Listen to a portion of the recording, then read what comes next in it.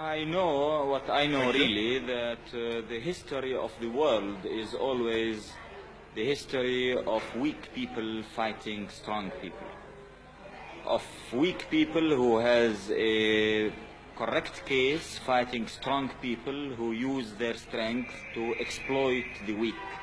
Turn to the fighting that's been going on in Jordan in the recent weeks. It's your organization that's been one side of the fight. What has it achieved? One thing, that we have a case to fight for. That's very much. These people, the Palestinian people, prefer to die standing than to lose its case.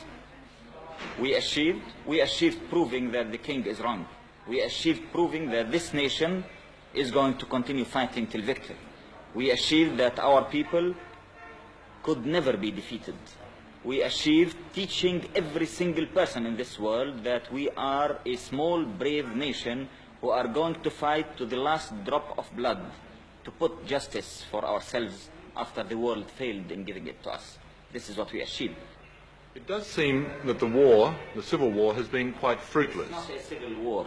It's a people defending themselves against a fascist government, which you are defending because just King Hussein has an Arab passport.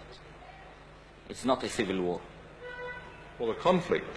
It's not a conflict. It's a liberation movement fighting for justice. Well, whatever it might be best called. It's not whatever, because this is where the problems start. Because this is what makes you ask you all your questions. This is exactly where the problems start. This is a people who is discriminated, is fighting for his rights. This is the story. If you will say it's a civil war, then your questions will be justified. If you will say it's a conflict, then of course it's a surprise to know what's happening. Why won't your organization engage in peace talks with the Israelis? You don't mean exactly peace talks. You mean capitulation, surrendering. Why not just talk? Talk to whom? Talk to the Israeli leaders. That's kind of conversation between the sword and the neck, you mean? Well, if there were no swords and no guns in the room, you could still talk. No, I had never seen any talk between a colonialist case and a national liberation movement. But despite this, why not talk? Talk about what? Talk about the possibility of not fighting.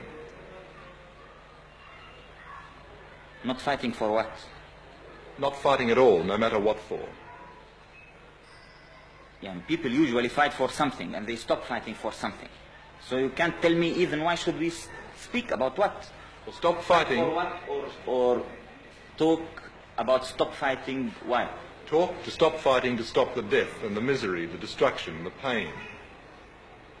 The misery and the destruction and the pain and the death of whom? Of Palestinians, of Israelis, of Arabs. Of the Palestinian people who are uprooted, thrown in the camps, living in starvation, killed for 20 years, and forbidden to use even the name Palestinians.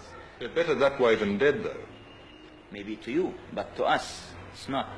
To us, to liberate our country, to have dignity, to have respect, to have our mere human rights, is something as essential as life itself. You called King Hussein a fascist. Who else amongst the Arab leaders are you totally opposed to? We consider the Arab governments two kinds.